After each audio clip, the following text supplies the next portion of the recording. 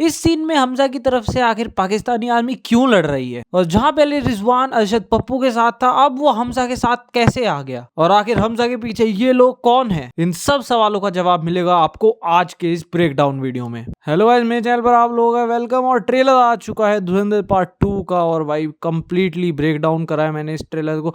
हर एक डिटेल, हर एक छोटी डिटेल को मैंने नोटिस करा है और उसको आज इस वीडियो में बताने वाला हूं। तो चलो भाई वीडियो को स्टार्ट करते हैं। गाइस ट्रेलर स्टार्ट होता है पार्ट 1 के प्लेन वाले सीन से, जहां पे हमें जहूर मिस्त्री जो कि टेररिस्ट था उसे दिखाया जाता है, और वो अपना वही डायलॉग बोल रहा होता है कि गू देवर का जोर लगा लो, बगल में रहते हैं। और भाई इस सीन में एडिटिंग काफी ही मैच्योर टाइप की है, ऐसा लगता है किसी नए एडिटर ने ये बनाया है, किसी यूट्यूब शॉर्ट्स वाले एडिटर ने। तो हाँ, पता नहीं कुछ क्रिएटिव टेक लिया है इन लोगों ने। और गाइस फिर ट्रेलर अपनी लय पकड़ता है और हमें दिखाया जाता है लियारी का जलने वाला सीन, जहां पे रहमान और उजैर का पोस्टर जलता हुआ दिखाया जाता है। नीचे खड़ा होता है अरशद पप्पू और उसके बगल में खड़ा होता है रिजवान, जो कि हमें फर्स्ट पार्ट में दिखाया गया था और जो कि खुद एक इंडियन एजेंट है। गाइस फिर दिखाया जाता है हमजा के पैरों का सीन चलते हुए, और मैं सच बताऊं इस ट्रेलर में कपड़ों से और जूतों से बहुत कुछ देखा जा सकता है। अगले इस सीन में हमें स्प्लिट सेकंड के लिए रिजवान दिखाया जाता है गन के साथ एक गाड़ी के बगल में खड़े हुए, और ये सीन भी आगे जाके अभी कोरिलेट होने वाला है। और भाई हम कमेंट्री देख सकते हैं बैकड्रॉप में, जहाँ पे बताया जा रहा है कि लियारी में रहमान डकैत के मरने के बाद गैंग वॉर बहुत ज्यादा बढ़ चुकी है और वहां पे ग्रेनेड लॉन्चर गन्स बहुत ही तादाद में बढ़ रही हैं। और हमें इन सब सीन को देख के समझ आ सकता है कि भाई रहमान के जाने के बाद अरशद पप्पू अपने गैंग के साथ लियारी पे कब्जा करने जा रहा है। बाकी भाई ये सीन दिखाया जाता है। उसके बाद आता है अपना रणवीर सिंह एक सिगरेट पीता हुआ, उसके पीछे बैकड्रॉप में बोला जाता है कि मेन सवाल ये है कि भाई रहमान डकैत के जाने के बाद यहाँ का बादशाह कौन बनने वाला है। और भाई इसी के साथ रणवीर का शॉट दिखाया जाता है, जो कि अंडरलाइन कर देता है ऑब्वियस को कि भाई अब रहमान डकैत के बाद रणवीर यानी हमारा हमजा ही लियारी का किंग बनने वाला है। अब अगले सीन में धुएं से निकलता आता है रणवीर सिंह गन लेके, और एकदम से सीन शिफ्ट होता है पास्ट में, जहाँ पे हमारा पुराना रणवीर सिंह यानी जसकीरत सिंह रांगी गन लेके निकल रहा होता है। तो अब गाइस मैं आपको बता देता हूँ कि इस ट्रेलर में 4 तरह के सीन है, जहाँ पे एक तरह के सीन वो है जहां पे रणवीर का पास्ट दिखाया जाता है, यानी जब वो जसकीरत सिंह रांगी था, और उस सीन में हम देख सकते हैं कि रणवीर ने पहनी होती है स्ट्राइप्स वाली टी शर्ट, तो उससे समझ लेना कि ये पास्ट का सीन चल रहा है। अब भाई हम देख सकते हैं कि इन पास्ट के सीन्स में रणवीर सिंह लोगों को बहुत ही ब्रूटली मार रहा है। शीशे में हमें एक औरत भी खड़ी हुई दिख रही होती है, लेकिन रणवीर बिल्कुल भी हेसिटेट नहीं करता है और वो तब भी आदमी को उड़ा डालता है। और हम इन सीन्स को देखकर भी समझ सकते हैं कि भाई ये एक अनट्रेंड आदमी नहीं है। माना कि ये रणवीर के एजेंट बनने के पहले का सीन है, लेकिन इसमें भी रणवीर जिस तरह से गन होल्ड कर रहा है, जिस तरह से वायलेंस कर रहा है, हमें समझ आ सकता है कि रणवीर पहले आर्मी में ही रहा होगा, उसके परिवार के साथ गलत हुआ होगा, उसके परिवार को मारा गया होगा, और फिर रणवीर आया होगा बदला लेने। और भाई इसी सब के साथ पास्ट के सीन्स में जसकीरत बहुत बुरी तरह बहुत ब्रूटली लोगों को मार रहा होता है, जहां पे भाई वो एक क्रोबार को इंसान के सर के अंदर घुसा डालता है। Pretty brutal. अब भाई मैंने कहा था आप लोगों को कि 4 तरह के सीन्स है जो ट्रेलर में दिखाए गए हैं। तो दूसरे टाइप के सीन वो है जिसमें कि भाई अरशद पप्पू कब्जा करने की कोशिश कर रहा होता है लियारी पर रहमान की मौत के बाद, और हमारे हमजा और उजैर ये सब लोग मिलके उसको फाइट कर रहे होते हैं।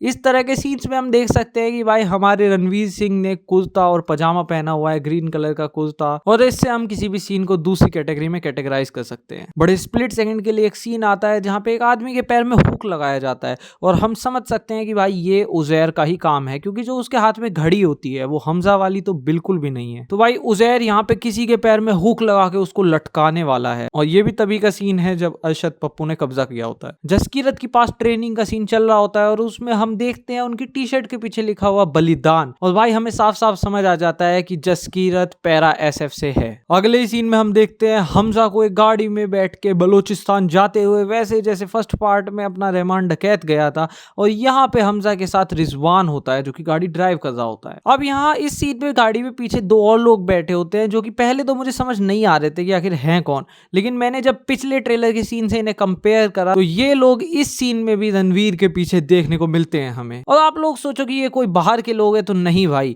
अगर हम धुरंधर पार्ट 1 के सीन को कंपेयर करें तो उजैर के पीछे ये लोग खड़े हुए थे, यानी कि ये लोग रहमान डकैत के गैंग के ही लोग हैं। और इस सीन में हम बहुत क्लियरली देख सकते हैं कि हमारे हमजा ने पहने हुए हैं बिल्कुल लेविश से कपड़े, उसके हाथ में अंगूठी वगैरह है, घड़ी वड़ी पहनी हुई है।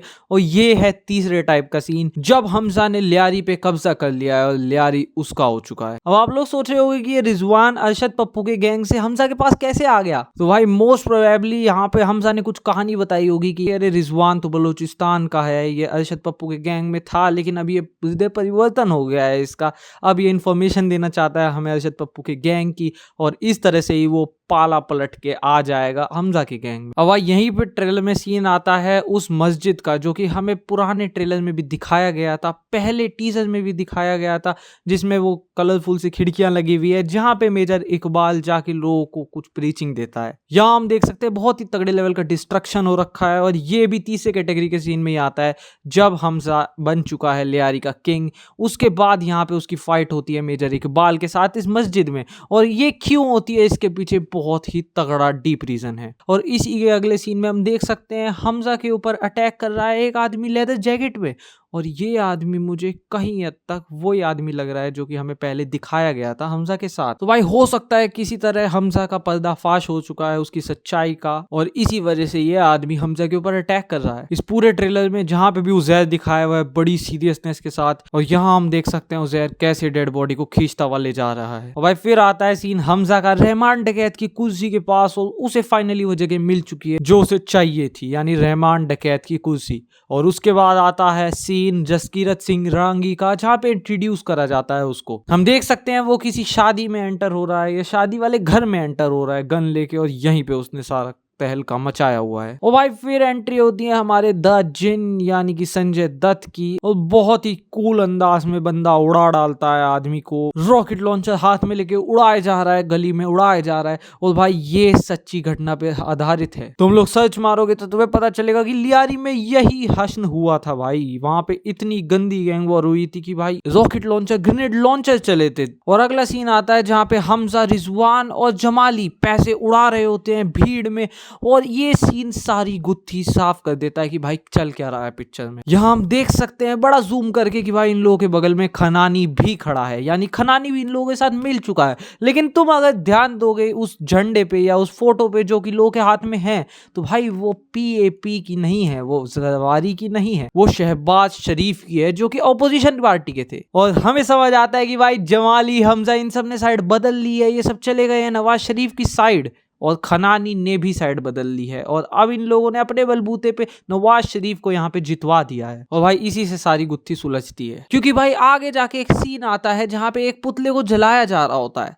अब पहले मुझे लगा था कि शायद जमाली की फोटो है इस पुतले पर, लेकिन जब मैंने बहुत ध्यान से देखा तो वो जरदारी की फोटो थी। और भाई इससे हमें समझ आता है कि जरदारी या तो इलेक्शन हार चुका है, या जनता में उसके खिलाफ कुछ ऐसी बात सामने आ चुकी है जो कि जनता को बिल्कुल भी पसंद नहीं आ रही है। और भाई इसी से जुड़ा हुआ है राज की आखिर हमजा के साथ ये पाकिस्तान आर्मी क्यों थी उस सीन में, उस पे आते हैं। लेकिन उससे पहले गाइस चैनल को सब्सक्राइब कर दो, वीडियो को लाइक कर दो, क्योंकि भाई इतना डिटेल एक्सप्लेनेशन तुम्हें कहीं नहीं मिलेगा।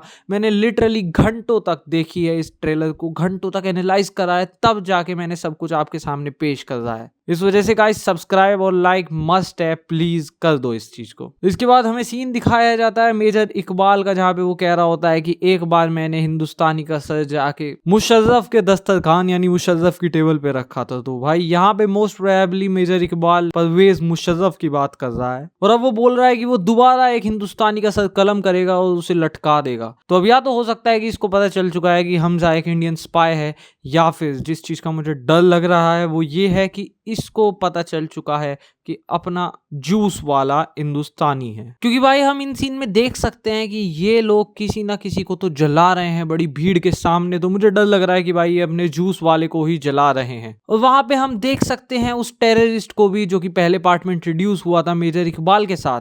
और इसी टेररिस्ट का पहले भी ट्रेलर में एक सीन था हमजा के साथ लड़ते हुए उसी मस्जिद में जिसमें मेजर इकबाल का अड्डा है। और भाई ट्रेनिंग का सीन दिखाया जाता है जसकीरत का, जहाँ पे हमें साफ साफ दिख जाता है कि भाई आखिर कौन लड़ रहा था जसकीरत के साथ ट्रेनिंग में, और वो और कोई नहीं अपना रिजवान होता है भाई। मतलब तो देख सकते हो नॉटी बॉयज को, भाई ये लोग पहले साथ रह चुके हैं लेकिन तब भी जब मिले एक झलक भी नहीं चेहरे पे भाई। फिर हमजा को रोते हुए दिखाया जाता है अपने थर्ड अंदाज में, यानी जब वो किंग बन चुका है उस अंदाज में। और भाई यहाँ हमें साफ साफ समझ आ रहा है कि ये बंदा सच्ची में तो नहीं रो रहा है, ये जरूर किसी के सामने ड्रामा करते हुए रो रहा है, या तो वो यलीना होने वाली है या फिर उजैर बलोच। और इसके बाद टेक्स्ट लिखा आता है the story mystery of unknown man unfolds. भाई हम समझ सकते हैं कि भाई अननोन मैन का नाम आ गया है तो अब जहूर मिस्ट्री की तो फील्डिंग सेट है, क्योंकि असली लाइफ में भी जहूर को अननोन मैन ने ही उड़ाया था।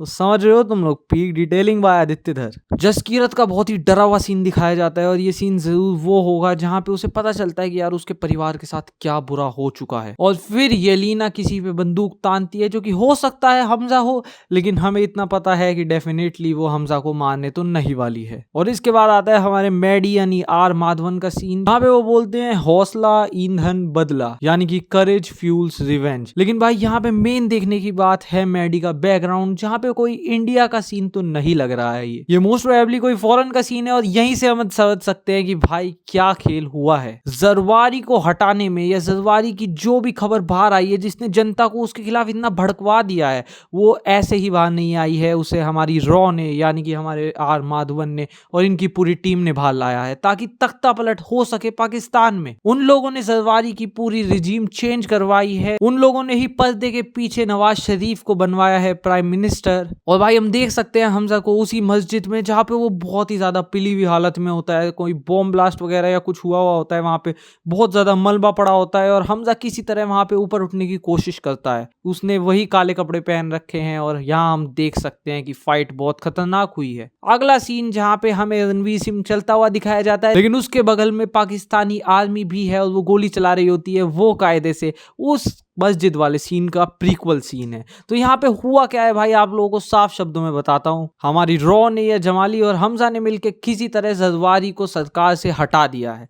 अब भाई जरवारी की सरकार गिर चुकी है, नवाज शरीफ की सरकार आ रही है और जमाली और हमजा उस तरफ शिफ्ट हो चुके हैं। अब भाई मेजर इकबाल जरवारी का बहुत ज्यादा खास था, तो इस वजह से नवाज शरीफ को मेजर इकबाल को हटाना है प्ले से, और इस वजह से वो ले रहा है मदद हमजा की मेजर इकबाल को मारने में। यहाँ पे हम जितने भी ये सारे सीन्स देखते हैं, ये सारे मेजर इकबाल के उस मस्जिद के आसपास के इलाके के हैं, वहीं वाली फाइट के हैं। और ये आ जाते हैं चौथे टाइप के सीन्स जहां पे फाइट हो रही है मेजर इकबाल की और हमजा की किंग ऑफ लियारी बनने के बाद। अब भाई हम देख सकते हैं कि हमजा को पूरी खुली छूट मिली है सरकार की तरफ से, उसको ग्रेनेड लॉन्चर मिला है भाई सरकार की तरफ से। और मैंने जो सीन की बात करी थी पहले की, रिजवान खड़ा था गन लेकर एक गाड़ी के बगल में, तो भाई यही वो गाड़ी है जहां से हमजा ग्रेनेड लॉन्चर निकाल रहा है। उसी गाड़ी के बगल में रिजवान खड़ा हुआ था ट्रेलर की स्टार्टिंग में। और भाई इसी सब में हम देख सकते हैं उजैर बलोच का सीन, जहां पे उजैर मार रहा होता है अरशद पप्पू को। एकदम से वो खड़ा होता है, उसे कुछ रियलाइज होता है, वो मुड़ता है, वो उधर देखता है और हम देख सकते हैं ब्लड बैकग्राउंड में कि पीछे हमजा खड़ा हुआ है वहां जनता के बीच। और भाई अब कायदे से देखा जाए कि उजैर आखिर गया कहाँ, क्योंकि भाई रहमान के मरने के बाद तो उजैर को आना चाहिए था ना प्ले में, ये हमजा कैसे आ गया? या फिर अगर हमजा आ भी रहा है तो उसके साथ उजैर तो होना ही चाहिए था। तो भाई या तो ऐसा हुआ होगा कि उजैर को उसने बहला फुसला के भगा दिया होगा देश से कि अरे यार तुझे इतने लोगों ने देख लिया है, यहाँ पे तूने कत्ल करा है खुलेआम, ये वो कर करके उसे दूसरे देश में भगा दिया होगा। क्योंकि भाई असलियत में भी ऐसा ही हुआ था, उजैर बलोच अपना देश छोड़ के चला गया था। और दूसरी चीज जिसकी काफी कम चांसेस है लेकिन शायद हो सकता है, वो ये है कि भाई उजैर बलोच को जेल में बंद कर रखा है। क्योंकि हम देख सकते हैं एक सीन में ये कुछ जेल जैसी सी जगह होती है जहाँ पे बम ब्लास्ट होता है, तो हो सकता है भाई उजैर बलोच को जेल में बंद कर रखा हो और फिर वहां पे उसे बाद में छुड़ाया जाए। और भाई एक छोटी सी गलती मान लो या कुछ चेंज मान लो, वो मैंने नोटिस करा है कि ये सीन जहाँ पे हमजा कुछ लोगों को गाड़ी के अंदर शीशे से ऐसे खड़ा करके उस गाड़ी को ब्लास्ट कर देता है, यहाँ पे इस ट्रेलर में भी ये सीन दिखाया गया है और जो पहले ट्रेलर मूवी के साथ दिया गया था उसमें भी ये सीन दिखाया गया था। लेकिन दोनों सीनों में डिफरेंस है। इस ट्रेलर वाले सीन में ये लोग उड़ते हैं तो इनकी जो बॉडी है वो फट जाती है, इधर उधर गिर जाते हैं उसके चिथड़े। लेकिन जो पिछले ट्रेलर वाला सीन था वहां पे बस गाड़ी फटती है, इधर उधर कोई खून नहीं होता है, कुछ खराबा नहीं होता है। तो हो सकता है भाई कि इन लोगों ने पहले सोचा ही ना हो कि ऐसा करना है या नहीं करना है, उन लोगों ने सीन कर दिया और बाद में उन लोगों ने इस पे काम करा हो। तो जो रीशूट सुनने में आ रहे थे हमें हुए थे, हो सकता है वो इसी टाइप के सीन्स के लिए हुआ हो। और भाई एक बहुत ही बैड सीन दिखाया जाता है हमें जसकीरत का, जहाँ पे वो एक हथौड़ा या कुछ लेके इंसान के मारता है और वहां लिखा आता है बीस्ट मोड ऑन, और वो रहमान डकैत के पहले पार्ट वाले सीन की याद दिला दे जाए जहाँ पे उसने तरबूज बना दिया था सर को। लेकिन भाई यहाँ पे भी एक एनॉमली है जहाँ पे जसकीरत जब हथौड़ा मारने वाला होता है, उसके हथौड़ा मारने से पहले ही वो सर पिचका हुआ होता है, लेकिन उस पिचके हुए सर का खून दीवार पे नहीं पड़ा होता है। जब वो पहला हथौड़ा मारता है तब जाके खून आ जाता है, लेकिन सर तो पहले से ही डैमेज था। तो क्या खून नहीं होना चाहिए था वहां पे? तो शायद ये भी इन लोगों से थोड़ी गलती हुई है। और भाई पूरे ट्रेलर का सबसे प्यारा सीन ये है जहां पे रणवीर सिंह खड़ा होता है। भाई क्या लाल बैकड्रॉप दिया है, मजा आ जाता है इस सीन को देख के। डेयरडेविल वाली वाइब आ गई, पूरी फील आ गई, मजेदार। ये सीन बहुत गजब है। तो भाई अब बात करते हैं आखिरी सीन की, जहां पे हमारा जमाली जा रहा होता है जरवारी साहब के पास। वहां पे बैठा होता है सामने चौधरी असलम भी, और जरवारी साहब फोन में कोई वीडियो देख रहे होते हैं। तो या तो ये वो वीडियो होगी जिसकी वजह से जरवारी साहब पूरी जनता में बदनाम हुए हैं, उनको सरकार से हटा दिया गया है, या फिर ये वो वीडियो है जहां पे जमाली जरवारी के खिलाफ नवाज शरीफ के नाम पे पैसे बांट रहा था जनता में। और भाई फिर लास्ट फ्रेम में लिखा आता है कि 18 मार्च को स्टार्ट हो रहे हैं पेड प्रीव्यूज, यानी कि भाई पिक्चर रिलीज तो 19 मार्च को ही हो रही है, लेकिन कुछ कुछ शहरों में 18 मार्च की शाम से ही शो लगने चालू हो जाएंगे धुरंधर पार्ट 2 के। तो भाई मैं तो भोपाल में होऊंगा उस वक्त, और मैंने ऑलरेडी 5 बजे का 18 तारीख का शो बुक कर दिया है। तो भाई ये मानो तुम्हारे भाई का रिव्यू आ जाएगा 18 तारीख को ही, जाके सबसे पहले मूवी देख दूंगा मैं फर्स्ट डे फर्स्ट शो यानी। और भाई फिर रिव्यू आने वाला है, तो इसी वजह से चैनल को सब्सक्राइब कर दो, वीडियो को लाइक कर दो। और भाई बताओ तुम लोगों को कैसा लगा ये ट्रेलर ब्रेकडाउन, ट्रेलर एनालिसिस, और जो मैंने थ्योरी बताई है ट्रेलर में वो कैसी लगी। भाई